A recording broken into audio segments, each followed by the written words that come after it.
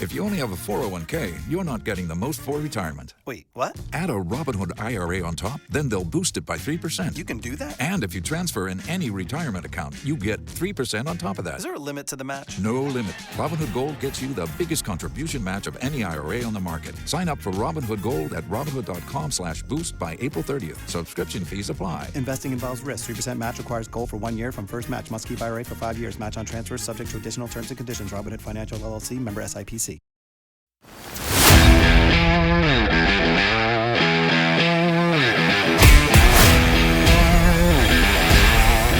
Welcome to the Dragon's Lair.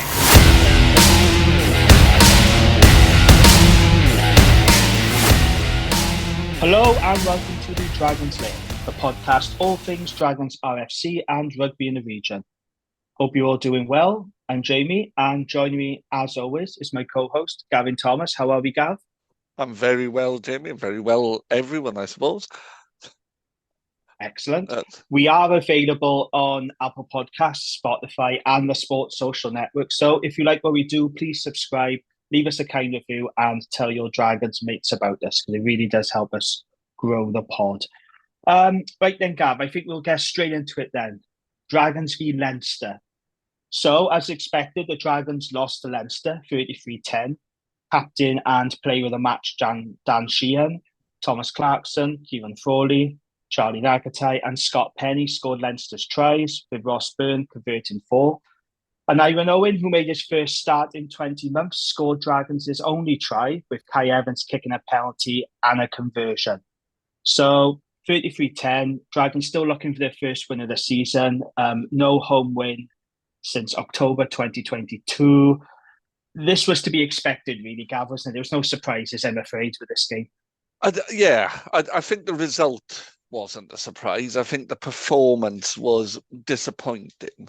I think it just looked toothless, considering how much territory we had in periods in the game. I'll take a loss. I'm not pleased with some of the decision making. No, it seems to be a regular theme, doesn't it, this season? Decision making, lack of execution and accuracy in the 22. I have to be honest, I don't think we were poor. I don't think it was a bad performance. I just thought that, to me, we were outplayed and outmuscled by a far superior team with a much superior skill set. I mean, honestly, Gav, when you watch Leinster in the flesh, they're so good and they make it look so easy. Their forwards, the handling of the forwards, they got great hands. Everybody is synced in, with the attack. It flows so easy. But when you watch us on the attack, it just looks clunky. It looks hard work. It looks like we don't really know what we're doing, like we're running out of ideas. Leinster just throwing the ball around and they're making it look so easy. Like I said, the forwards are comfortable with their ball handling and skills. It did make me think, goodness, we are miles and miles behind. I mean, we were anyway before the game in terms of budget resources and everything else, but they really are a very good team. Yeah, the point that Tom was making last week, isn't it, about the Leinster way?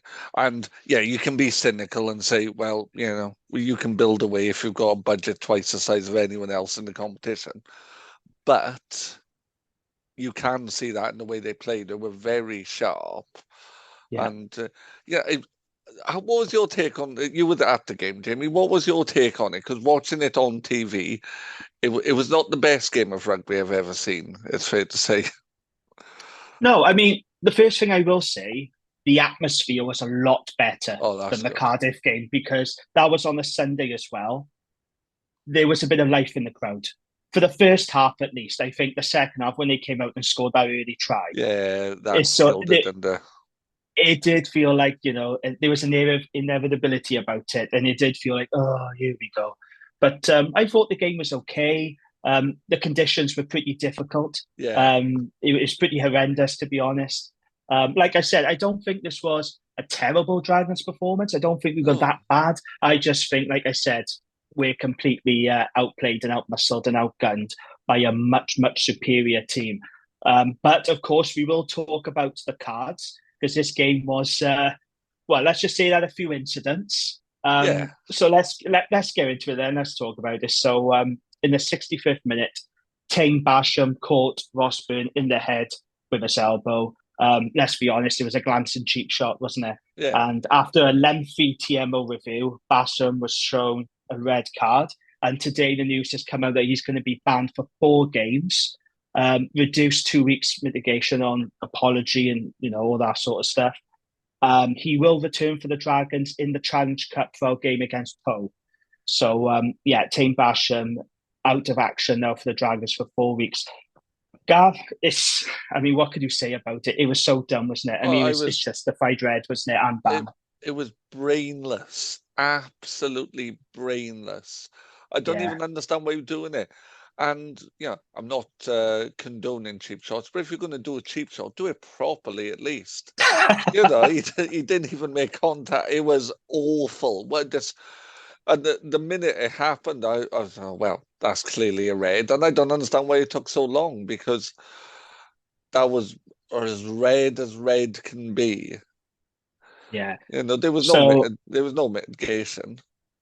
No, there was none at all. So when I was in the stadium, I'm short-sighted, so it's very difficult for me to see the big screen at the far end of the ground. But they had it on the replay on the big screen. There was howls of discontent and a lot of booing when Tane got sent off, right? So when I first saw it, I thought, I said to my dad, I said, it's going to be a card here, but I'm not sure if it's yellow or red. No, it ended up being a red card.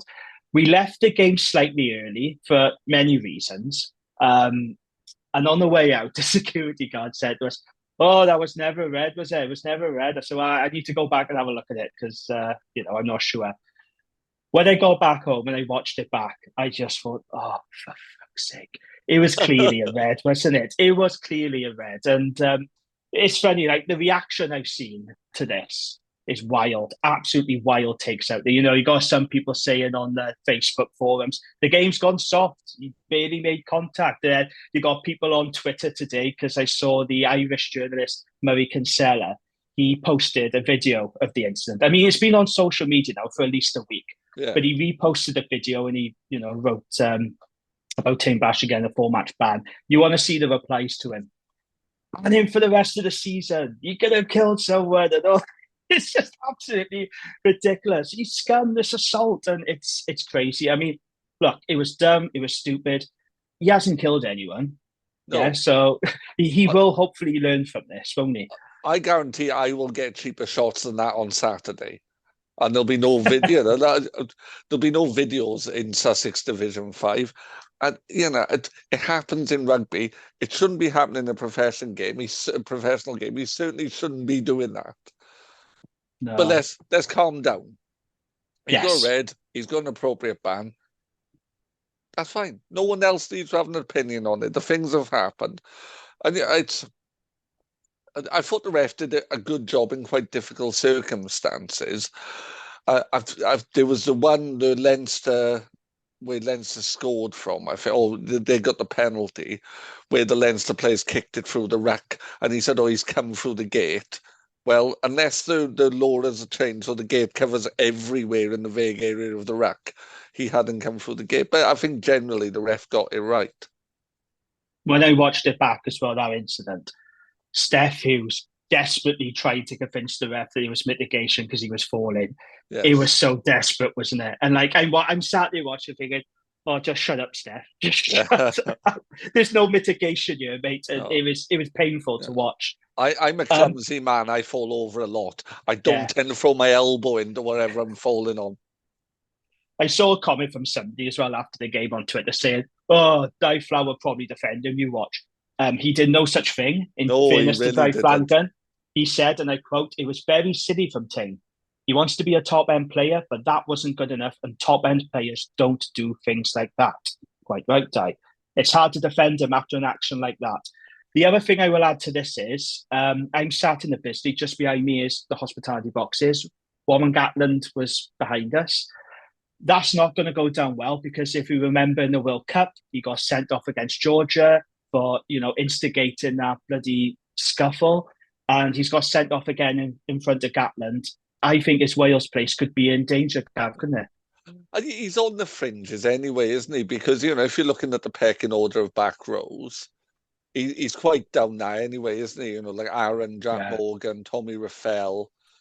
You know, so he is down that pecking order anyway. And then God, why can't I think of his name? John Plumtree, son Tane Plumtree. Yeah, you know, at Scarlets, he seems to be doing well.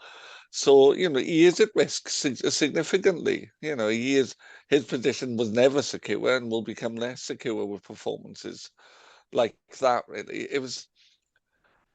But it was just stupid. And that's my frustration. The Matthew Screech thing, that's just a rugby thing. That happens. Well, I was going to come on to Matthew Screech. I mean, just to end it with Tane, you know, it is a shame because I've always been a fan of Tane Basham. And yes, okay, I know he gets criticism for his lack of dog and work at the breakdown, but my defense of him has always been that he can do things that other back rowers can't do. He's very talented. He's got great feet. He's got a really good skill set. He's pacey. And it's just a shame, really, that, you know, for Wales and for Dragons, he's let himself down a little bit. So hopefully he'll bounce back, he'll learn from it and come back a better player. So let's talk about Matthew Screech. And so in the 69th minute, Matthew Screech saw a yellow card for a high shot on Kieran Frawley. Now, again, I've seen such a mixed reaction. Some people saying should have been a card, play on. Some people think it should have been red. Other people saying, you know, yellow card is the right call. For me personally, I felt yellow card was the right decision because there was a slight dip and a change in direction from Frawley. And I think that's what saved Matthew Screech. But I have to be honest, if it was given a red, I probably wouldn't have had many complaints either. It was one of those that could have gone either way, but I just felt there was just enough mitigation for me with the dip and the change direction. What did you make of it, Gal? Oh, yeah. I would describe it as an orange card because I felt it was a yellow, but it could have easily been a red. You know, it was a card all day long, you know, kind of. And the problem, I like Matthew Screech, but his tackling technique is never great. And that was just typical of it. Too high, too fixed, feet in the wrong place. And it was always, you know, it was going to end up like that. It was poor, really. But the ref, again, got that right. I think, you know, and I've seen criticism of the ref, particularly amongst Dragons fans. But I think he got the key decisions right. Yeah, you will get the odd penalty decision wrong. He clearly did not like Rodri in the front row. He was not having any of Rodri scrummaging. No, I mean, the first thing I'd say is Dragons fans always moan about the ref. Whether we win or lose, it doesn't matter who is in charge. They always moan about the ref. I think our fan base is the worst, actually, for moaning about the ref. I'll be honest about that. I think we are. I think the worst fan base for that we will be playing on the weekend. Oh, you reckon? Yeah. Maybe it's just the Osprey fans I know, but... well, we'll soon see when we will see the reaction after the game. But just to quickly touch on Matthew Screech, he does need to be careful, mind, with his tackle technique, because if you remember last season, he got sent off against Connacht, but a very similar high hit. So, you know, he got lucky last week. You know, he wasn't a red card, but he needs to be careful because he does come in too high. I know he's a tall lad, but, you know, get yourself a bit lower. For me, it's the way he plants his feet. He plants his feet really square, so he can't make any adjustments then. You know, and the Connacht one was exactly the same. He's planted his feet, they're really square. He can't move. His knees aren't there. They're too close together, and he can't get his body down low enough. Yeah, and he did make a genuine attempt to wrap as well. You can see that, so I think that's another reason. It wasn't a rugby league shoulder in the face. It was... oh, God, no. No, it was just poor technique by a man who should know better. Yeah, so that was that then. There was another incident in this game. There was an issue with the communication. Yes. So this is what Dave Flanagan said after the game. In the first half, we were in the game and there were no comms between the touch judge and the referee. We were hearing blue infringement, offside that the ref hasn't given. Then we found out at half-time that the mics weren't working. We want to be in a good league in URC and do things properly, but stuff like that is difficult to accept. And I think he's got a very good point. And, you see all these people on social media, URC equals best league. That's not best league stuff, is it? That's quite amateur, isn't it? Oh, yeah, hugely so. And I think that was like the issue with the penalty that they scored from, where they got a penalty in the middle of the field and Leinster players kicked it through the rack and come offside. Yeah. And he's missed a lot of that. And now, it was.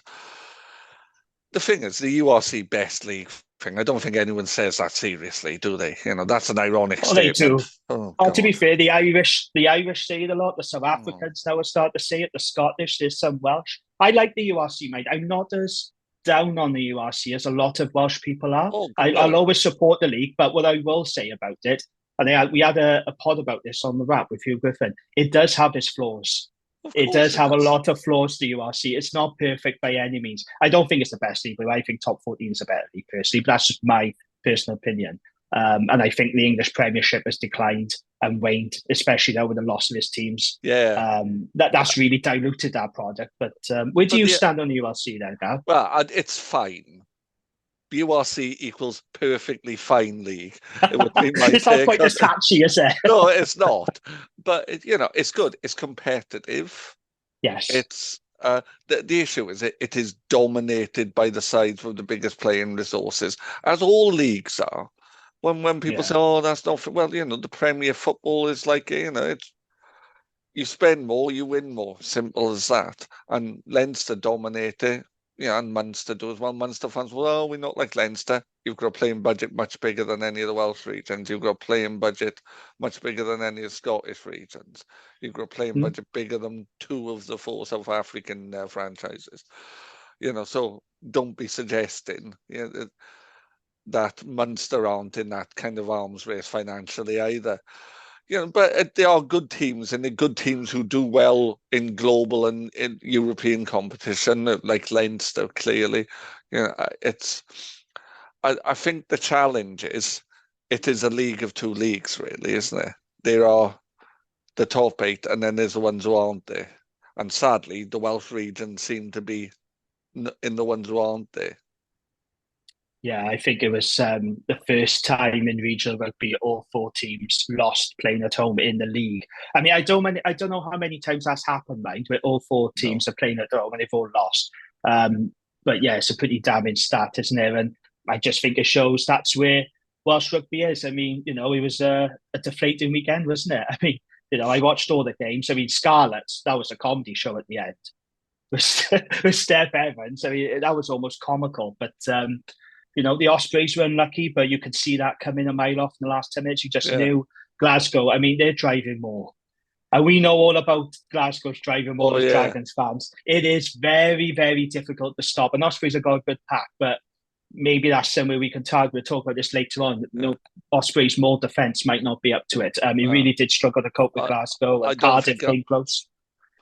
I don't think our Mole defence was up to much. So either was it, we just, every time they got a Mole, they were rolling over us. It was quite poor. And the other thing for me, we made some weird choices. So Dan Lydiate did a lot of ball carrying. He's not a great ball carrier. He wasn't breaking the line. But then the problem was then he wasn't slowing down the ruck either, because he's carrying. He's not slowing down the ruck later in the game. They disrupted every attacking ruck we had, and they were dominating every one of their attacking rucks. And Lydiate didn't really bring an awful lot to that particular part of the game, and we just lacked ball carriers. I just wasn't, Aaron Wainwright did the job. Yeah. James did a decent job when he came on, I thought. James Benjamin, he carried a bit. Yeah. But you can't be relying on your replacement hooker to do some of your ball carrying, can you? And that's what worries me. Where are the ball carriers? Yeah, it's a good point. I want to give a shout out to Aneurin Owen. I thought he was very good. Like I said earlier, it was his first start in 20 months. And I love the way he takes it to the line. He's got really good hands. When he had the ball, we looked like doing something. Yeah. And he's not the biggest Aneurin Owen. Like, when you see him in the flesh, you'll be surprised how small he is. But he's tough. He's a tough cookie. And he's, like I say, he's got great dancing feet. And he really is one for the future. I was pleased with, seeing him back and putting in that performance. I thought him and Will Reid both played quite well in spurts. Yes. They were hitting the line kind of at the right time. They were hitting nice angles. There was one point quite early in the game, Will Reid's just come onto a pass really kind of sharply and just ran across the grain of the defence, and he's opened it up. And he connected with an iron then, and we're unlucky not to get more out of that particular attack. But apart from that, apart from a couple of breaks by an iron, I wrote in my notes, it looked like the only way we were going to get territory for a bit was by penalties, because we just weren't breaking the defensive line, and every time we'd get slightly over the game line, they would just disrupt that ruck, and it was slowed down, and then they were sorted out, and it just didn't look like, it was just an incredibly frustrating bit. I was really pleased when we had the penalty and Kai Evans kicked it. That was the right decision. Yeah. It was absolutely the right decision. But we just couldn't deal with the rolling maul, and in our rolling mauls, we had those opportunities when we kicked for the corner, and the precision wasn't there, and you just looked at the difference. The note that most sticks out to me of the game is for reasons I haven't quite remembered, wrote, Leo Cullen looks like a sad ghost. So obviously, he's a funny looking bloke. He is a funny looking bloke. Well, I am not Harry Styles, so I'm not in a position. I'm not throwing stones. but there was just a slight. There was a footage of him, and he was in the little box, and there didn't seem to be anyone else near him. I think it wasn't him. Robin McBride was just out of shot, and he just looked quite sad and almost Victorian. Like he was haunting some kind of manor house, but he's a coach of a very successful team. He was a good player as well. He was, yeah. Awkward bugger. He absolutely was, yeah. So, there we are. Then no other takes or thoughts on the Leinster game, Gav, before we move on. Well, I'm going to say some words that I never thought I would say. I thought George Knott was good. Oh, blimey! I thought he was one of our better players. I think when the game got a bit more scrappy in the second half, he was really dogged around the fringes. He was making tackles. He was good at the breakdown. There were a couple of times he slowed the ball right down. And for the first time since he's been the Dragons, I thought, I can see the point of him. It's almost as if lock is his best position. It is almost like if you play a second row, they can do their job. Yes. Same with Lonsdale. I like George Knott. I like Sean Lonsdale. I also like them in the second row, not in the back row. So, that's that then. Pretty predictable. And it was a grim afternoon weather-wise, and it wasn't much fun. But like I said, I don't think Dragons were poor or terrible. I just think we lost to a far superior team. This was a better performance than the one against Cardiff, and I will say that. Oh, no, I totally agree with you. But it's that lack of precision again. So instead of just scoring 10 points, we could have scored 17 or 20 points if that precision had been there. Did you see the stats after the game? Leinster put up a screenshot of match stats. No. It was only a brief overview. This won't surprise you. We had more possession and territory than Leinster. Well, we had 55%, they had 45%. Territory, we had 51, they had 49. We only made 3 offloads, they made 8. 100 passes by us, 97 by Leinster. Meters carry, 201 by us, 320 by Leinster. That shows me how clinical Leinster are. Oh, yeah. When they get their opportunities, and it speaks volumes about their attack. When we have all the possession and territory, but we do absolutely nothing with it. It just shows the difference in attack and being clinical, the accuracy, the execution. We're going to be talking about this now for many weeks on the pod. I can see it now. We should almost have a klaxon for when we say the same things. But again, it's a coaching thing, isn't it? You look at Leinster, they run really complex lines and they do it over and over again, the same way that Ireland do. Ireland run those lines over and over again until it works. If you said to me, what are Dragons' kind of attacking moves? Well, I wouldn't think this. Yeah, and that comes down to the remit of Matt O'Brien, who is the backs coach. He's, obviously job sharing because he still plays for Newport RFC and he is involved in academy. And Dave Flanagan, and I expect more from the backs. I've lost count of the amount of times people say to me, "Oh, you've got a really good backline. You know, it looks really dangerous," but it's not clicking. There's something not clicking about our backs play, is it, Gav? And I can't put my finger on it. I just can't. No, it's, you know, we've got all the ingredients. We haven't got the cake. Yes, that's a good way of putting it. Yeah. You know, they're not blending, are they? They're not, wherever it is, it's not clicking. And, you know, I think Will Reid is a good kind of player going forward, but he's not going to bring those other backs into the game. You know, the way he plays isn't going to bring other backs into the game. No, that's right. So I think we'll move on now. So that, Cool. yeah, that was Leinster. That was done. Like I said, still looking for our first win. Hopefully it'll come this weekend. But let's move on to some news now. A couple of bits of news. So after much speculation, Dragons confirmed this week that former coach Paul Turner, remember him, Gav?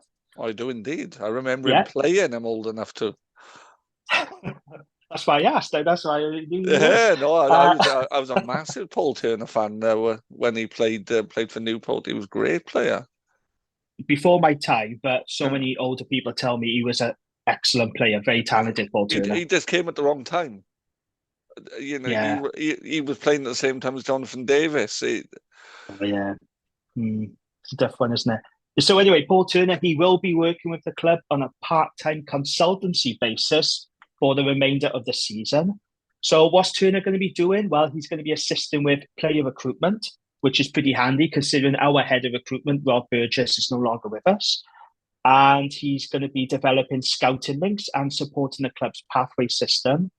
Turner will also take on a mentoring role with the coaches at the club, and he's going to have an advisory role with the new board of Dragons RFC. So what was your take to it then, Gav? Paul Turner coming back and assisting and advising Di Franken and helping out. We had talked about it before. We said we felt that, you know, Di needed some support, but also could do with somebody to come in and give him a kind of whisper in the ear kind of thing. And you know, Paul Turner's been there. He successfully coached Dragons for a period. You know, he's done a good job up at Ampthill in Bedfordshire.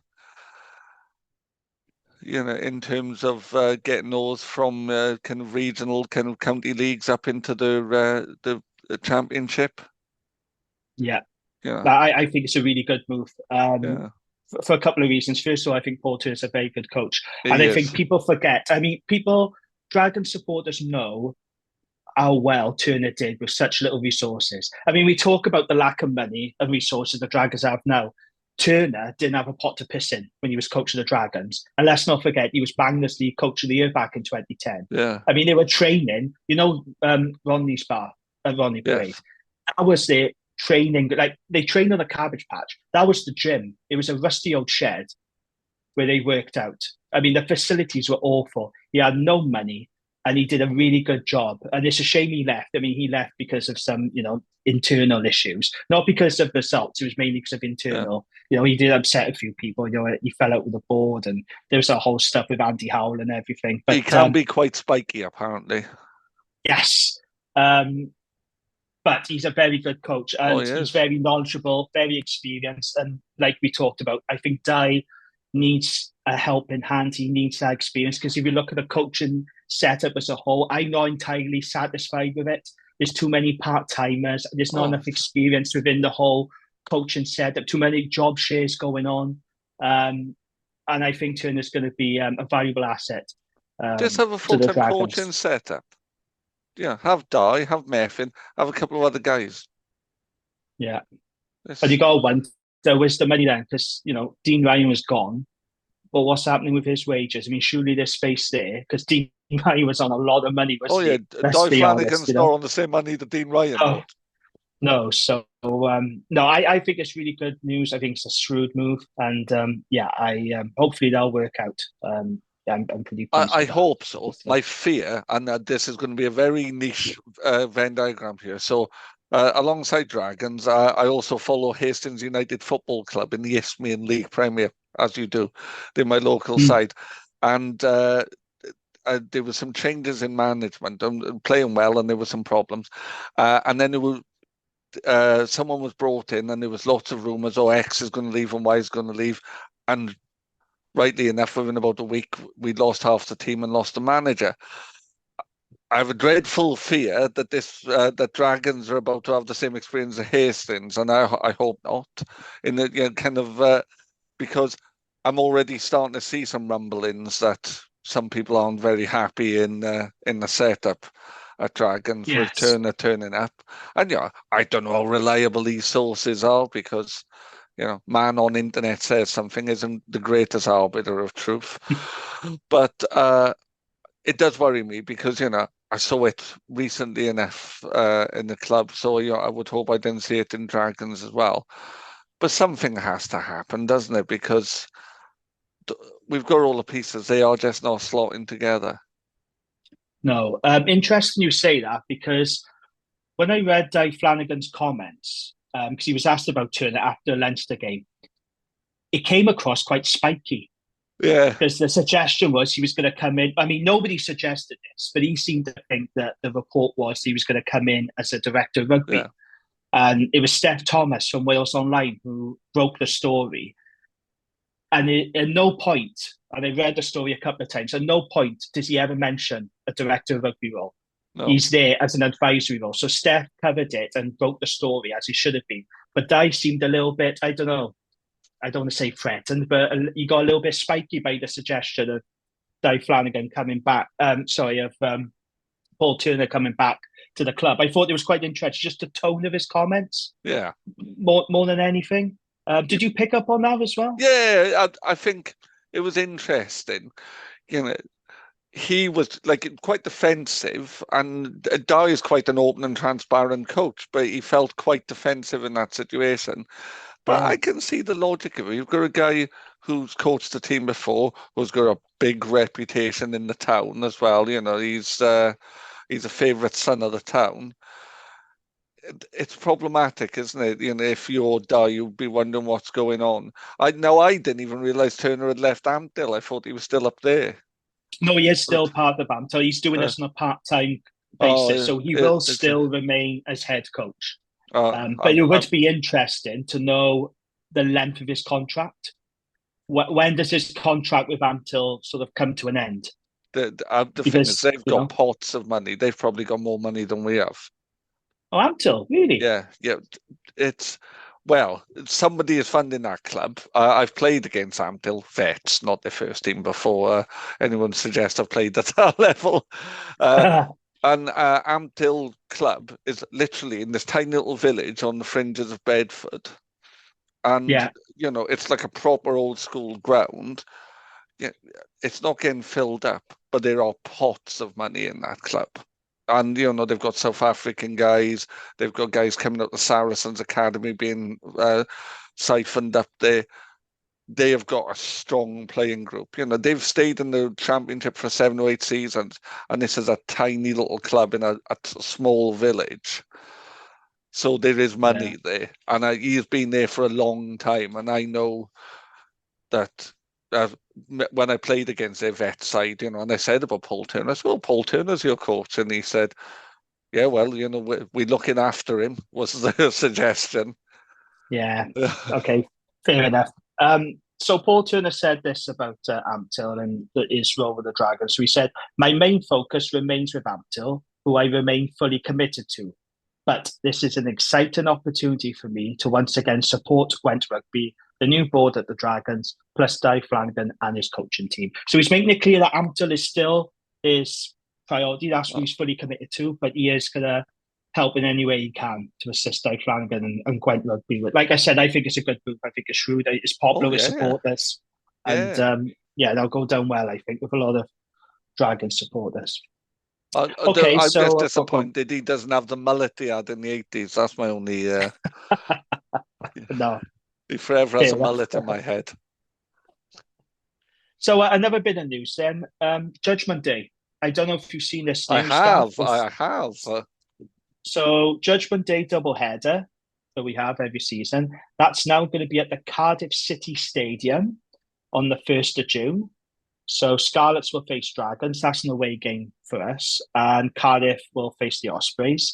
The event cannot be held at the Principality Stadium because it's hosting another event, which is unnamed. It's not Taylor Swift.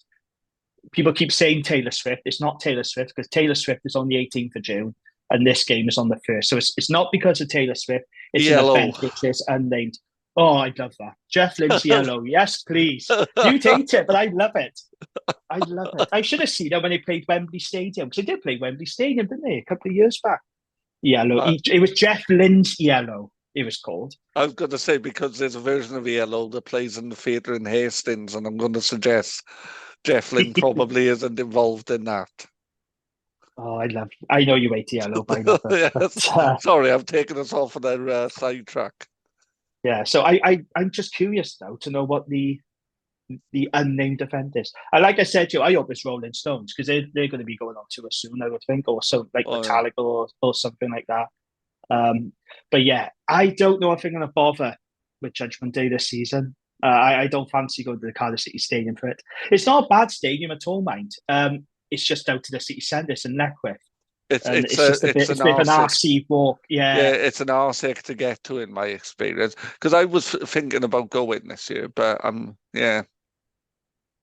I don't mind Judgment Day. Like I said, a lot of season ticket holders, they hate it because they lose their home game. But I've always thought it's a really good day out, and you get to meet up with mates. It's a good event to catch up with people. Like I said, you could have gone, we could have met up, couldn't we? But I don't know if I am going to go. I'm not saying the definitely won't go, but I really don't fancy it at the Cardiff City Stadium, I got to be honest. So maybe a pod away day, Jamie. Yes. We'll have to see close to the time, but I think that's a bit meh, to be honest, for me, Cardiff City Stadium. But so those are the bits of news. Should we have a look what's in our mailbox, Gav? Yes, let's see what our listeners have got to say. Okay, so this one is from Harley Worthy, who we know quite well, and from the Rat Pod. With the injuries mounting up and the ban for Basham, do Dragons need to bring in short-term cover? And if so, who do you think you'd be able to bring in? Well, yeah, that's the words of a Cardiff fan, clearly, because they love a short-term loan. Well, we've got a lot, but we've got players coming through, haven't we? And I don't think the players we could get on loan are going to be any better than some of the ones we already have. And do we want to stifle the younger players to get in 35-year-old blokes at the end of their career from other clubs in England or wherever? Yeah, it's I don't know. We need a 10 cover, or we need a 15 cover. We need one of those. Where we get that from, I'm not sure. Other than that, who are we going to bring in? I would love Will Rowlands to return, but I don't think the delights of Stowhill are quite as much as the delights of Paris. So I don't think we're getting him back at any point. Other than that, I don't know. Yeah, the injuries are bad and are getting worse, but we've got a big squad. I don't know, Jamie. What's your take on that? So, two things for me. First of all, we probably haven't got a budget for it, because Dave Flanagan recently said about fly half cover that we don't have the budget to bring someone in. And if he does need fly half cover in an emergency, he needs to, and I quote, ask a favour from the board. So I don't think it's going to be simple for us to just bring someone in. And like you said, who is available? I mean, Cardiff got plenty of back rowers. Maybe they could lend us one of theirs. I don't know. But secondly, like you said just then, if we are going to bring in a loan, a short-term loan, I think it needs to be at fly half rather than the back row. Because with the back row, I could see what Dave Flanagan will do. He'll play the youngsters, so he'll play the likes of Ryan Woodman, he'll play George Young, and you know what he's going to do? He's going to have George Nott and Sean Lonsdale in the back row. It'll be patched up with youngsters and playing players out of position. But for me, the main concern is at 10. Because if Will Reid gets injured now with Angus out, I'm sorry, but I do not want to see Steph Hughes or Jordan Williams at 10. I really, really don't. But those are our emergency options, along with an Ivan Owen. I'd rather an Ivan Owen at 10, actually, because he's got the skill set and he's a really good footballer. That could work, but do we really want to see that? I mean, no. You want experience. In terms of back row, I think Ryan Woodman will do the job. Ryan Woodman's going to be a full Welsh international very quickly. So let's blood him now. Let's get it done. And hopefully he won't be kind of dogged by injuries like Harry Keddy was early in, when it looked like he was going to be the next Welsh superstar. Sorry, Harry, I cursed you with that, I think. when I was saying that, but it's 10 is the problem because I like Will Reed, but we do need something else. We need a smart ahead at 10. Yeah, you absolutely do. I know you wasn't a big fan of him, but I wish Sam Davies was still at the club. Did you see he made the Pro D Team of the Week? He's doing very well at Grenoble. He's doing very well. He is. Good on him. It's a French second division, though. I know it's a good second division. It's a good standard. It's a good standard over there. Let's not get carried away, though. You're just not a fan of him at all, Leo. I'm really not. No. I've never understood what people saw in him. You know, kind of. He wasn't a really creative 10, and then he wasn't a really defensive 10. I mean, he couldn't tackle for toffee, but he was a very good. I thought he was a very good place kicker, and I thought this technical game, when he was on it, I thought he was really good, his kicking game. But he was very hot and cold, Sam. But when he was good for us, he was really good, and I will give him credit. I've played with 10s who couldn't tackle a bag of toffees, but Sam Davies really could. His tackling is worse than that. Yeah, it's a fair point, but I do miss Sam. But anyway, that's for another day, another pod. Nathan Dark says, fair to say, maybe in this run of form, we need a talisman, a vocal type presence to grind out the result, no matter what. Look across the squad. We are missing that.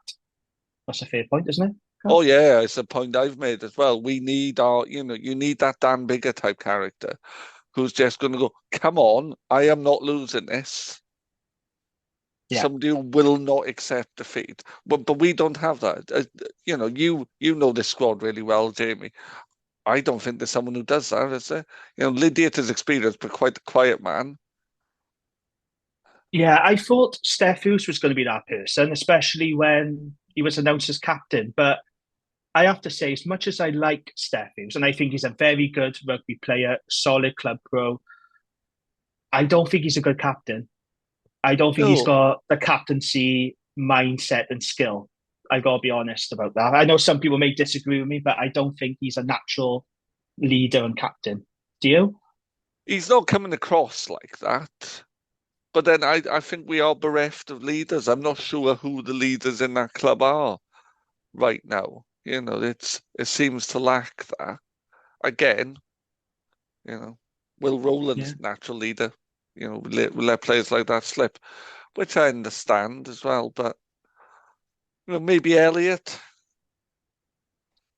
Yeah, but we have got a leadership group within the squad, haven't we? George Nott is in it. Eddie is in it, and there's quite a few. There's a number of people in this leadership group, but yeah, it's difficult to see the leadership at the moment, isn't it? I have to say. No, there's a complete lack of leadership, sadly. Yeah. So we've had a few more comments about Paul Turner coming back. So Daniel Green said, Paul Turner made us a very nasty team to play at Rodney Parade. Hard to beat. We haven't had that consistency since. Yes, agree. When Turner was at the club, it was much harder for teams to come to Rodney Parade. Now I think it's a little bit too easy. Yeah. It's lost that. I've talked about this on the pod before. I've talked about it on rap.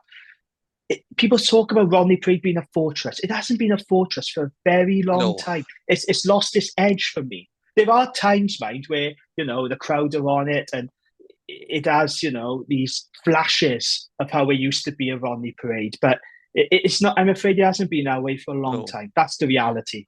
No. And it's a shame. It's a real shame. David Bond says, Paul Turner should never have left. That's my comment on his return. He says it's to the point, but yeah, I agree. But like I said, I think there was internal stuff going on there and falling out with people. That's why. And he wouldn't have stayed at that. He wouldn't have stayed for us for a decade, would he? I know he's been at Ampthill for a long time, but different kind of setup. I think the pressures are less up there. Yeah. M. Ford says, I think Paul going back to the Dragons will certainly help the current coaching setup. However, what I've witnessed so far this season has been very poor indeed. Looks like another season ahead where the Dragons will struggle to compete on all levels. A bit too doom and gloom, Gav, or do you think he may have a point? Right. Does he have a point? Yes. But do we need to be that doom and gloom yet? No, because it is early. Things can change. Our players are coming back now. You know, we were always going to lose to Munster. We were always going to lose to Leinster. We should have beaten Cardiff. We should have beaten Edinburgh. Let's win the winnable games as they come up. And there's no worry about losing to Sharks away or Stormers away, because that's happening. Let's focus on beating Ospreys. Let's focus on beating Scarlets. Let's focus on beating Cardiff at theirs. Yeah, absolutely. And we should remember it is 4 games gone. However, as you know, I am a little bit pessimistic about this season, but that's me anyway. I'm always a pessimist. I can't help that. I'm always a glass half empty person, but I am worried about this season. I am, based on what I'm seeing so far. I'm not too bothered about the Munster-Leinster games. We're always going to lose them. Yeah. But as I've said to you before, Gav, if you can't beat the likes of Edinburgh and you can't beat the likes of Cardiff at home, 2 winnable games, who are you going to beat? You know, and we talked about this league. We talked about the URC. It's a very, for all its faults, it's a very competitive league. And look at Zebra now. Again, I've mentioned them a lot. They won. They beat the Sharks. Yes, you can say the Sharks are terrible. Would we beat the Sharks? Probably not.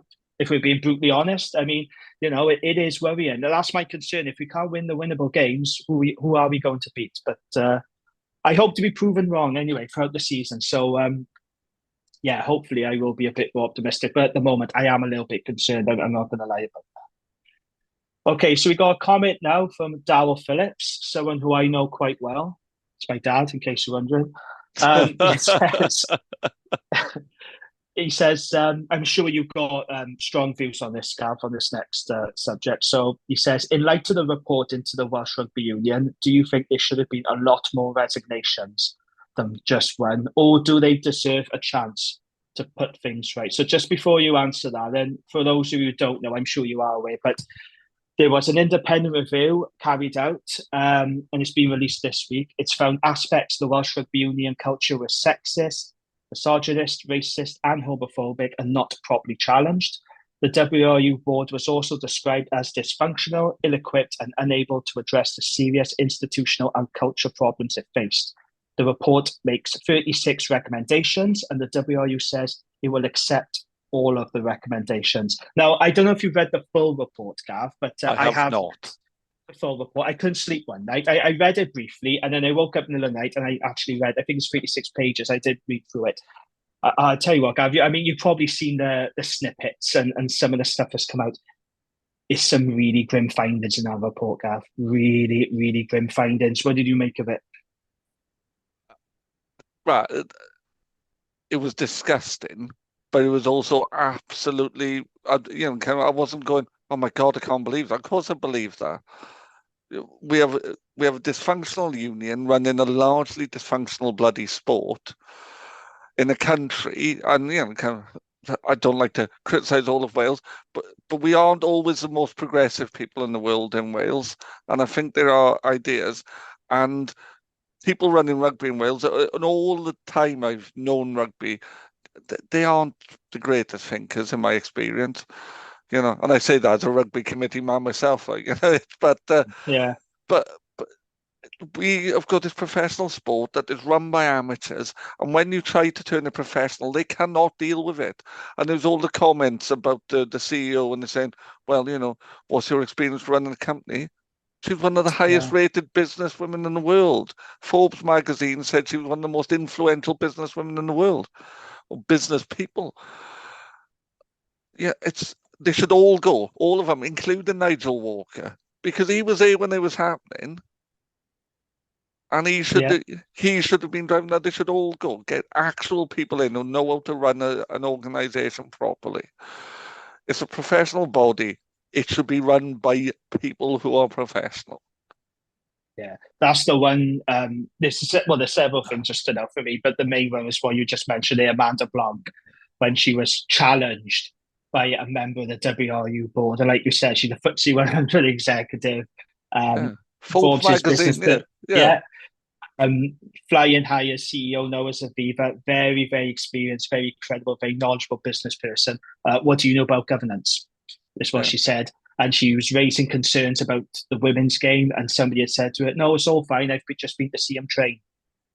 And it's obviously, on the one hand, you laugh at it, but on the other hand, you think, oh my God, it's scary because those people are in charge. And there's things like, men being the master race, get back in the kitchen, women being referred to as sugar tits and saying that women had slept their way into the jobs, the homophobia. There was a comment made to a woman going to see her boyfriend. She played for Wales, said that she plays for the right team.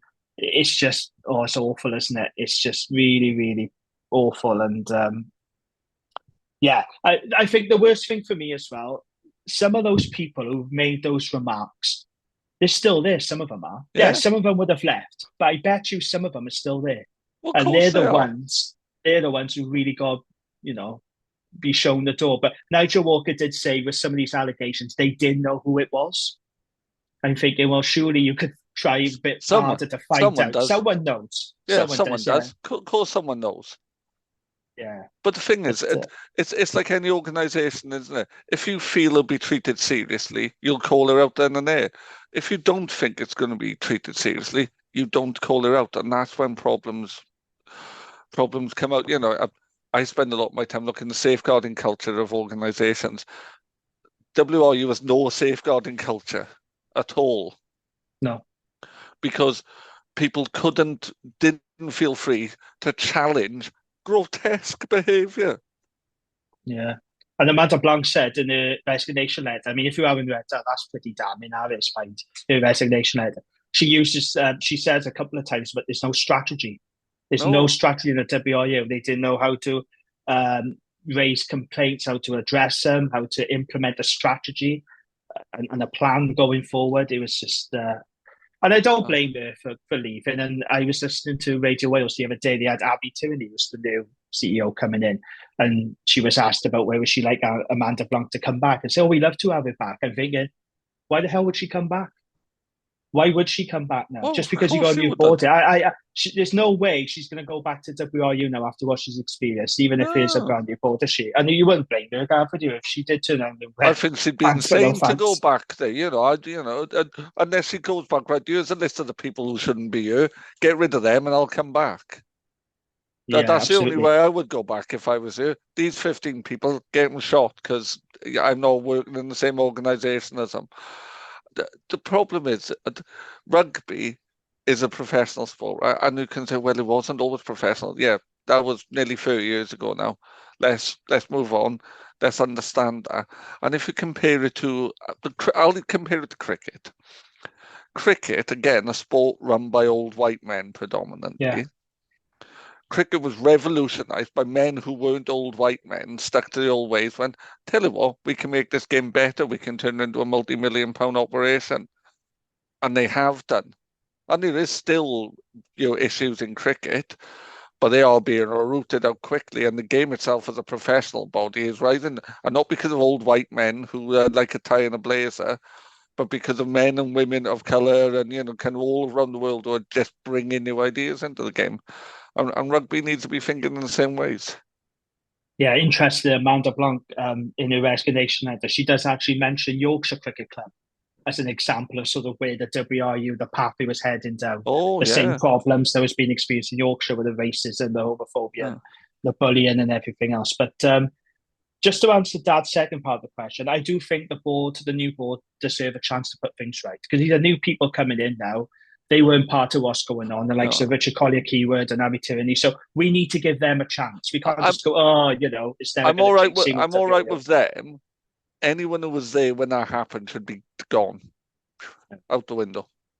And I'll tell you what his sickness was. Steve Phillips, the man who presided over this, claims not to have seen the resignation letters, showed no contrition, no remorse whatsoever when these allegations came out.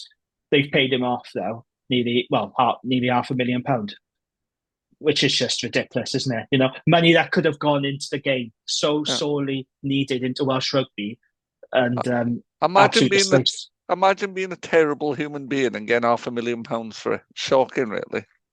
Yeah, and he'll get a top job somewhere else now, because that's what happens. All these, these pen pushers and high flyers, they just go into all these different jobs, and like Roger Lewis, for example. They just seem to get these high-flying, high-ranking jobs. So he'll get top jobs from Steve Phillips. Absolute disaster of a bloke. Fair play. Okay, then. So that's that. That's the news and the mailbox done. Do you have a Gwent Rugby roundup first, Gav? I do. Excellent. So This weekend, I'm looking for future Newport versus Abervale this weekend. Oh yeah, that'd be good. Gwent Derby, excellent. At the Newport Stadium. When is that? Is that Saturday? It is Saturday, yes. Oh, that's a shame because it's sort of clashing with the Dragons game a bit, isn't Yeah. it? I suppose you could do the 2 games, but because contrary to popular belief, there is an element of Newport fans who do follow the Dragons. You wouldn't think it on social media, but there are Newport fans that go to both Newport and Dragons games. So I'm just wondering, they probably could do both, couldn't they? Yeah, they probably could. But it's just a shame it's on the same day. But yeah, that'll be a really good game. Newport flying high at the moment, aren't they? They're doing really well. Beat Cardiff 26-15 at Cardiff on Saturday. Puts them strongly in second place now in the Premiership. Llandovery are top. They beat Pontypool 37-21. But still, that group of Llandovery, Newport, Abervale and Pontypool are well away from everyone else. They are taking up the 4 places there. In the Championship, mixed kind of results. Gwent Derby, Bedwas lost 23-36 at home to Newbridge. And I'm about to make a massive apology to Penalster, who I didn't realise were a Dragons club. I always thought they were Blue Cardiff region. My sense of geography let me down clearly there. But they lost 27-28 this weekend to Ystrad Rhondda. And Cross Keys won 19-18 away to Rumney. Good stuff. So in Division 1 East, Abergavenny lost 15-40 at home to Monmouth. Abergavenny having a tricky season. They've lost heavily to Bryn Mawr. They've lost heavily to Monmouth. They've lost heavily to Nelson. They're having a tricky season, Abergavenny. And a couple of seasons ago, they were doing well. Andy Powell was involved up there before he went to Brecon and stuff. Yeah, but they're struggling. Pontypool United also lost quite heavily. They lost away 47-14 to Bedlinog. And now in a derby of the clubs we played youth rugby at, so Dowlais, who I briefly played youth rugby at, lost 18-23 at home to NSD, who you played your youth rugby for, I believe. Yeah, that's right. Yeah, up the D's, yeah. And Nelson lost 14-24 at home to Blaenavon. Blaenavon, a couple of good wins on the spin recently for those boys. Another of my local teams. And Talawine, they're the home of Tain Basham. I wish they'd perhaps taught him some common sense. Beat Sengenez 29-16 away from home. So, and good result. Yeah, and the Gwent sides are doing well generally. I'm hoping over the next couple of weeks to get some match reports. I've asked individual clubs to send me some match reports down the lower leagues. So, I'd like to see what's going on in Division 4, 5 and 6 East. So anyone with connections to those clubs, feel free to get in touch because I would love to be able to talk about those sides as well. Yeah, absolutely. Good stuff. Okay, thank you for that, Gav. I've got a new feature for us now for the pod. And we both love our music. And I think you're going to like this, Gav. So for those of you who aren't aware, Dragons have been running a new feature called On the Playlist. You'll see it on their social media channels on Twitter, Facebook, etc. So it's a new segment. So for their home games this season, they're asking one player every home game to choose 6 songs of the pre-match music at Ronnie Parade. Now, there's been a few already, so we will go through all of them in time. But I thought we'd start off with Elliot D, his match day playlist against Leinster, and we're going to rate it. So we'll rate it out of 10. Right. Okay, so that'll be the. So I'll tell you the songs, we'll discuss them, and then you say, yeah, that's a 7 out of 10, and we'll have to tally the scores up to see which players actually got the best playlist. Okay. So This was Elliot D's 6 songs. This was part of the pre-match playlist of Ronnie Parade. The first track, you're going to love this one. In My Place by Coldplay. Gav, where do you start on Coldplay? Right, so Coldplay. Now, I'm lucky enough to be friends with Steph, who does rock and roll. And a number of times we've discussed Coldplay, and he's not a huge fan, it's fair to say. But me... No, I don't like a lot of this stuff. First album's great though. Anyone who tells you that Parachutes isn't good is clearly somebody who hasn't heard music. No. There's some great tunes on there, and of the later stuff, In My Place is not the worst of the later stuff, but they're not good, are they? They're not good at all. Yeah, it's. So, I don't mind Coldplay. I'll hold my hands up. I'm not a huge fan, but I don't mind them. I bought the first 3 albums. The one you mentioned, Parachutes, that was the first one. The second album, A Rush of Blood to the Head, which is what In My Place is off that album. It's got some good tunes on there as well. It's got Put a Smile on Your Face. Yeah. And X and Y, wasn't it? Was the third album. Now after that's got clocks on it, doesn't it? X and Y. Yeah, and it's got Fix You and all that on it. So after the first 3 albums, to me, that's when Coldplay go what I call wanky. They go very wanky and very commercial, very poppy, and the Vida La Vida stuff and all that. I'm not a fan of the latest Coldplay stuff, I have to say, but I do like the first 3 albums. In My Place is probably my favorite Coldplay song. That's the thing, right? This is probably my favorite song. Along with Adventures of a Lifetime, but that's on a later album. I can't remember the name. But I do like In My Place a lot. But it's not really match day music, is it? It's not going to make you feel pumped and ready to go on a match day. You want something a bit energetic, don't you? You want something a bit like, you want to punch walls and get you in the mood for match day. Coldplay doesn't really get you in the mood for it. It's a bit somber, isn't it? If I think of my pre-match playlist that I listen to before I play rugby, there's not a lot of Coldplay on that, I'll be honest. There's lots of pop punk and Electric Callboy on my kind of pre-match listening, but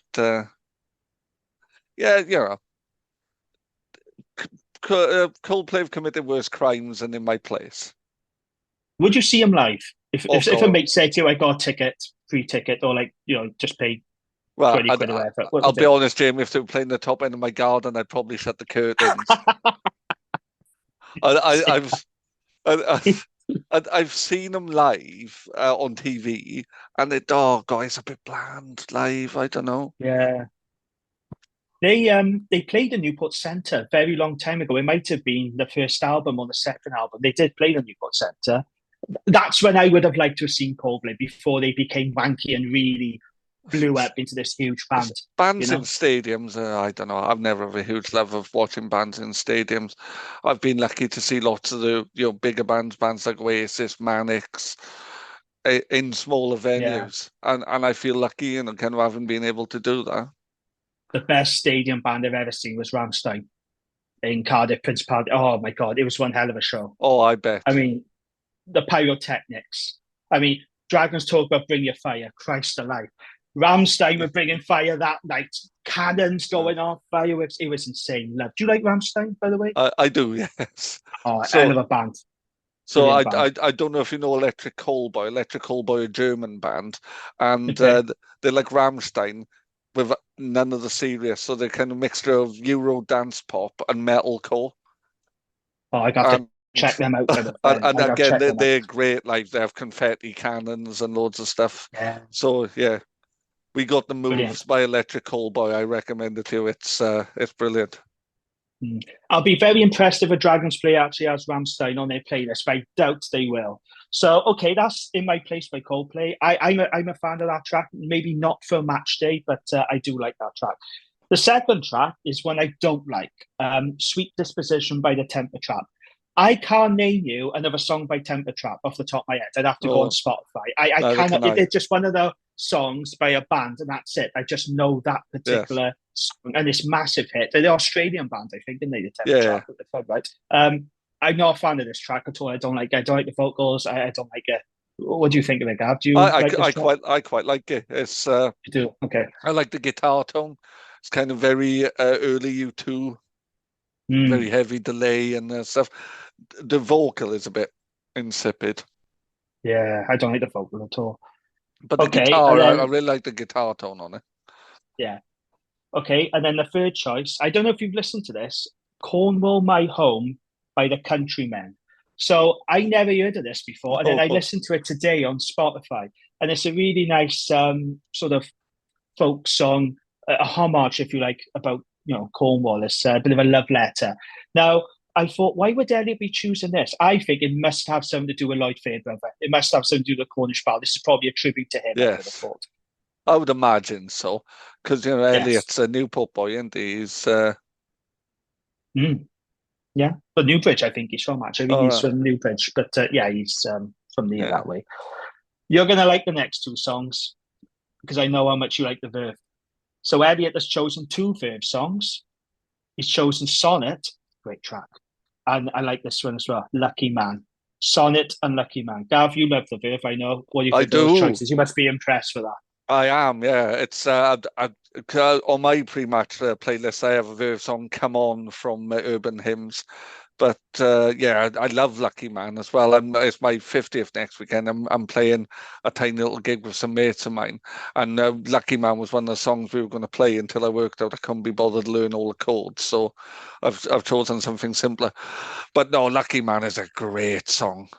And, it's like that. It's got that little key change right at the end. You could see that kind of bringing you up. And Sonnet, I like Sonnet as well, but I think there's much better songs on Urban Hymns than Sonnet. Yeah. I mean, Bittersweet Symphony, I've heard that a million times. And to be honest, it's just like, yeah, whatever. It's like Bohemian Rhapsody now. It's just one of those songs you go, yeah, it's overplayed, whatever now. But I think those are really good choices, Sonnet.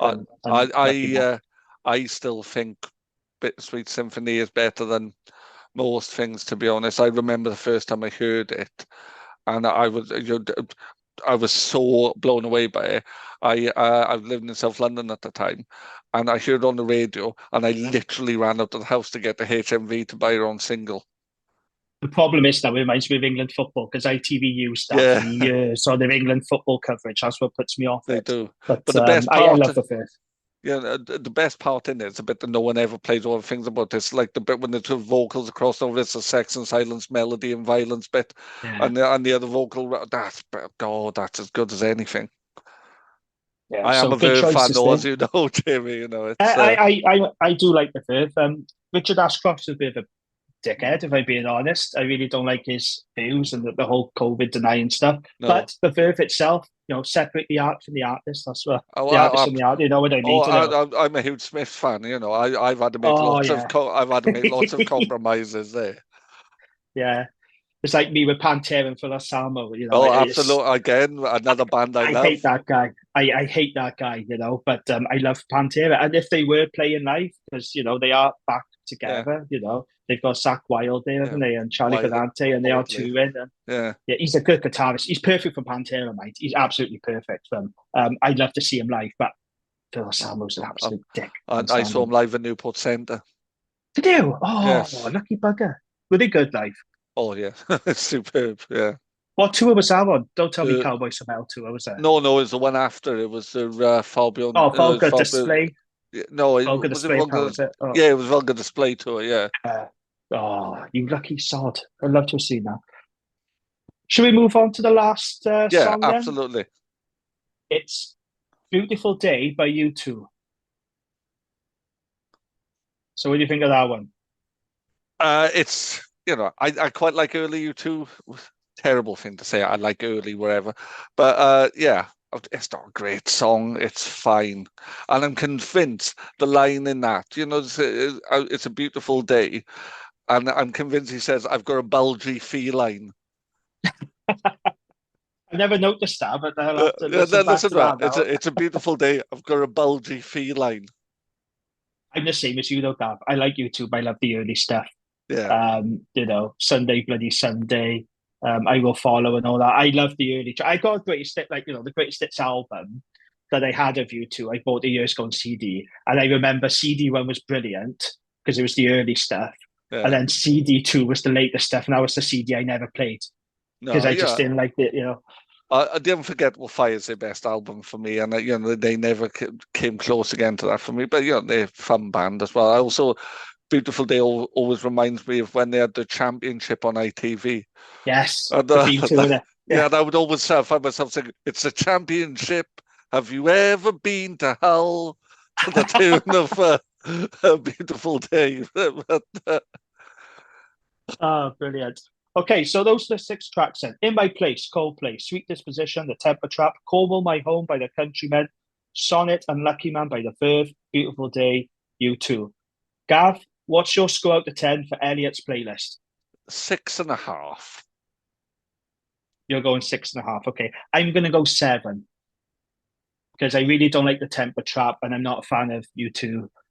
Beautiful Day. The Cornwall My Home is actually a really nice track. And I think that's a nice touch of it is dedicated to the barrel, Lloyd. But yeah, I'm going to give you a 7. So I think we're going to have really good fun with these. We have got lots more to come. I think we'll do Roger Williams next week. Was at the start of the season, and he's got some indie classics on. He's got some Stereophonics and stuff on there. So do you like the Stereophonics? I like the first 2 albums. It's becoming a theme with you, isn't it? First 2 albums, the early stuff. Yeah, no, you are right. I mean, the first 2 albums were the best. I love the Phonics, but you are right. Word Gets Thrown, Performance and Cocktails is clearly their best work. Yeah, More Life in the Tramps Vest is, if you grew up in the valleys, that song just captures everything, doesn't it? That is such a Welsh album, Word Gets Thrown. That encapsulates Welsh working class valley life better than any other Welsh album I've ever heard. Honestly, it really is. I moved back to the valleys when that was like everywhere. And it was just a soundtrack to being back in Wales. Yeah, it's really, really good album. Okay, then. So, yeah, that was the Players Playlist. We're having a bit of fun with that as the season goes on. So let's move on then to the derby this weekend. So it's Dragons versus Ospreys in round 5 of the URC on Saturday evening at Rodney Parade, Newport. Kickoff is at 5:15. Now, the game is live on Viaplay Sports. However, if you don't subscribe to Viaplay, you can watch a full match replay of this game on S4C on Sunday afternoon at 3:15. So, we haven't won at home, like I said, since October 2022. Ospreys come into town. They are the highest ranked Welsh team at the moment. They're 10th in the league. How are you feeling about this one, Gav? Well, those of you who listen to Pod will remember a couple of weeks ago, I was very cocksure that we would beat Ospreys. And I'm less cocksure that we'll beat Ospreys. Can we beat Ospreys? Yes. Will we beat Ospreys? Probably not right now. I don't know what we've got that's going to cause them the problems. The Mole is interesting, as you talked about very early in the pod. The Mole is a chance because they didn't seem to defend it very well against Glasgow. And I know Glasgow use that Mole very effectively, but our Mole's improving. So, if Bradley can get his arrows right, or Elliot gets his arrows right, whoever's there, that'll be okay. What they like under high ball, I don't know, but then that's not really a strategy we've used very effectively. Be interested to see what the weather's like as well. It's going to rain in the morning. So I checked the forecast today for the Met Office. So it is going to piss down in Newport in the morning, but it is going to dry up and stay cloudy at the time of the game. So it should be dry, but it will be greasy and a bit slippery, I'm guessing, because of the heavy rain we're going to get. But hopefully it will stay dry. Now, I have a question for you. It has come from the Ospreys Irie podcast. And I think it's James asking this question.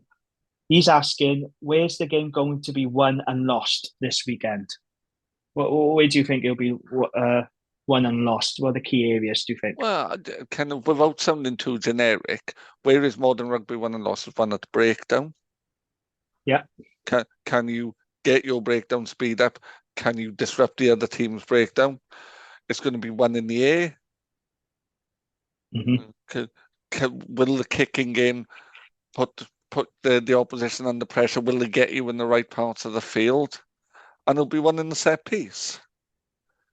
Now, I think our work around the breakdown, hopefully, we'll have Aaron available. We'll have players who can disrupt our breakdown. So the chance of kicking game, I'm not convinced by Will Reed's kicking game at the minute, but Kai Evans has got a boot on him and uses it quite effectively. Yeah. Lineout's going better than I expected, so I think there's a chance there. Where it does worry me is the scrum. Nicky Smith is one of the better scrummagers in Welsh Oh. regional rugby. Nicky Smith, he's a very good scrummager, isn't he? I've always liked Nicky Smith. He should have had more Welsh caps, by the way, than what he has got. I don't know why Wales they've undervalued him and underplayed him, I think, because I think he's one of the best scrummagers in Wales, Nicky Smith. Oh, no, I would agree. He is a good scrummager, yeah, and I think, he's going to put, kind of, he'll be up against Lloyd, and Lloyd can look after himself. But then the problem is, well, Lloyd can hold his end up. Is Rhodri going to hold his end up? Because that doesn't seem to be happening as much as you would like at the minute. So that's the challenge. I don't think this is a good Ospreys team, though. If you go back 10 years ago, they're not comparing, are they? They don't have any of the Galacticos anymore. But they do have, in my opinion, the best squad out of the 4 regions in Wales, because they lost a lot of players. But when you look at the players they still got there, there's still a lot of quality in our Ospreys team. I think they have got the best squad. And I said Scarlets were going to be the best Welsh region, but I think I've changed my mind now. I think Ospreys will be. I mean, I'm not convinced they're going to finish top 8. No, but I do think they've got a very good squad. And I do agree with that. The scrum is a major concern, because Rhodri Jones could have had a yellow card last week. Oh, God, he had a wretched time at the scrum. And I am a little bit disappointed with Rhodri Jones. I thought he was okay last season. What I've seen him in this season, he's really struggling. He's not having the impact I thought he'd have. And I think we're missing Rodrigo Martinez. Because when he was there, and in pre-season, he looked solid at the scrum. And we are vulnerable there, aren't we?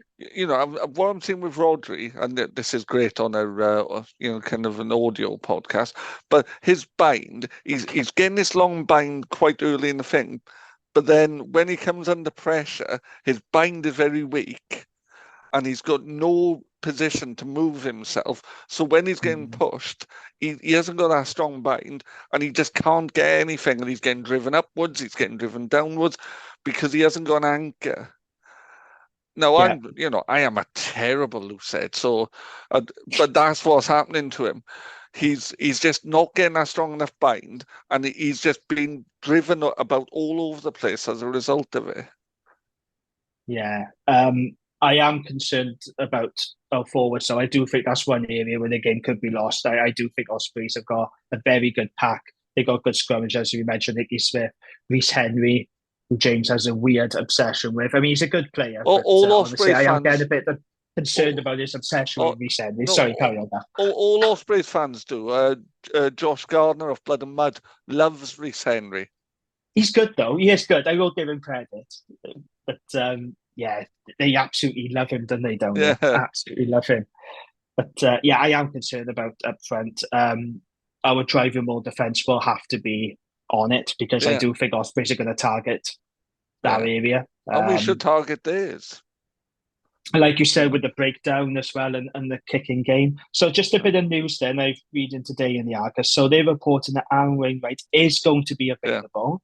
So is Jack Morgan. Yes, he is coming back to this game. So Flanagan said there was no actual HIA for Aaron, which is good news. He is fine, training, and available to play if selected. Of course, he's going to be selected. He'll probably be on the bench, though, won't he? He has passed all tests and been cleared by 2 doctors. There was initially a bit of confusion, but he is available. Also, Ollie Griffiths is set to be back in the mix against the Ospreys, because by price we need him. And hopefully he will play a full 80 if he is available. And Bradley Roberts is set to return after sitting out the Leinster clash with a thumb injury. However, Gav, it's bad news for Jared Rosser. So he's going to be out for a sizable period after concussion. He suffered concussion. So it looks like he's going to miss the Ospreys game and at least a doubleheader in South Africa. We've had a few concussions this season, and Rosser, Harry Keddy, Sean Lonsdale, Screech, Hewitt as well. And I think we've been quite unlucky. I think Jared started the season well as well. He's been one of the stand-up players for me. Yeah, apart from that moment against Cardiff, the yes, we'll forget that. Yeah, we'll forget. Moving on, we'll forget that.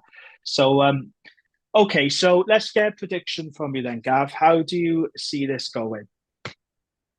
Ospreys by 6. I was going to say, is it Derby Delight or Derby Despair? I think that's what I'm going to I'll give the title of this pod. Derby Delight or Derby Despair. So you're saying Ospreys are going to win and we're going to be winless. Yeah. Yeah. I think I agree with you, unfortunately. I do think this is a winnable game, and we have got a decent record against the Ospreys and Rodney Parade. They don't like coming down here. Their fans, I've seen a few fans' comments. They're nervous about this game, Ospreys fans, because they know we can turn them over at Rodney Parade. We can't do it in Swansea. We haven't done it in Swansea since bloody Dave Flanagan was Ospreys. That was the last time we beat Ospreys in Swansea. Dave Flanagan was playing fly half for the Ospreys. Let that sink in. That's so long ago. Jesus. But in Newport, at Rodney Parade, we have turned them over a few times where we've had no right to when you look at the two teams, you know? So can it be done this weekend? Yes. Do I think it will be done? No, unfortunately. And I don't want to be doom and gloom about it. I am conscious, people listen to this. I don't want us to be doom and gloom and negative, but we need to score tries, and our attack is not clicking. Our scrum looks weak. I'm struggling to see it, Gav. I'm struggling to see, from what I've seen so far from the Dragons, how we can turn this around for the Ospreys. You know? Yeah. So I don't see it. No. So I'm going to go. You said 6 to do Ospreys by 6. I'm going to go Ospreys by 7 then. Ospreys by 7. I'm going to say it'll be low scoring. It'll be like 16-10 or something. Yeah. Tickets are going well, apparently. The Bisley stand is nearly sold out, which is good news. That's where I'm located, so that'll be good, although they don't make much noise. All the noise goes from the terrace, in fairness. But, yeah, hopefully there'll be a decent crowd there. I do like the 5:15 kickoff, if I'm honest. I'm a big fan of that. I mean, I do prefer 3 o'clock, but I do like 5:15. I think that gives you enough time to have a couple of beers beforehand and a couple of beers afterwards. You can fit a few beers in beforehand, can't you? Yes, we'll be going to the Manager after the game to no doubt drown our sorrows. That's what me and Dan normally do. But that's where you're going to go, Gav, as well. If you ever come down here, we're going to go to the Manager. Best pub in Newport. Well, I'm planning for the ONR game. That is still my plan for first game of the season. Yeah, take you into McCann's best jukebox in Newport as well.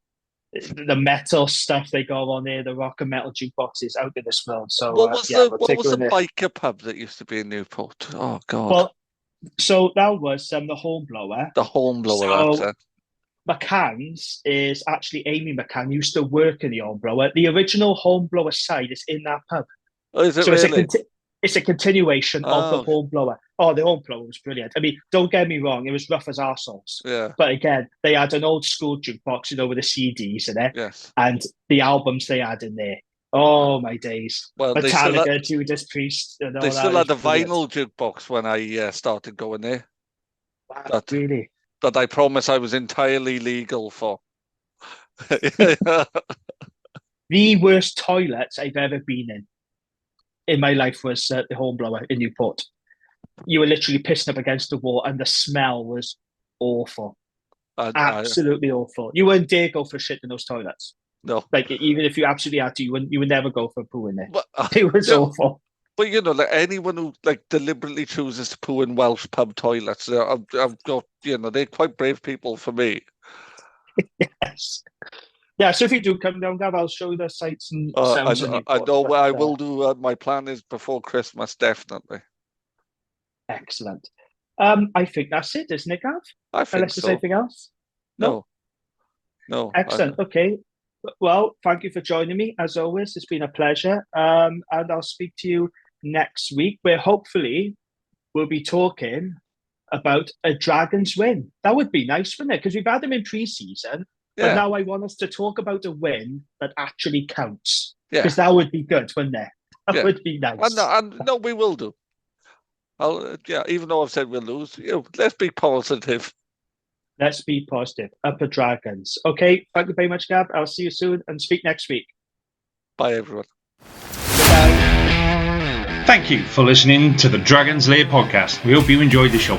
Please subscribe, rate and review wherever you listen to us, as it really helps spread the word. You can find us on all the usual social media channels or email us on welshregionalrugbypod@gmail.com. And remember, whatever the question is, rugby is always the answer.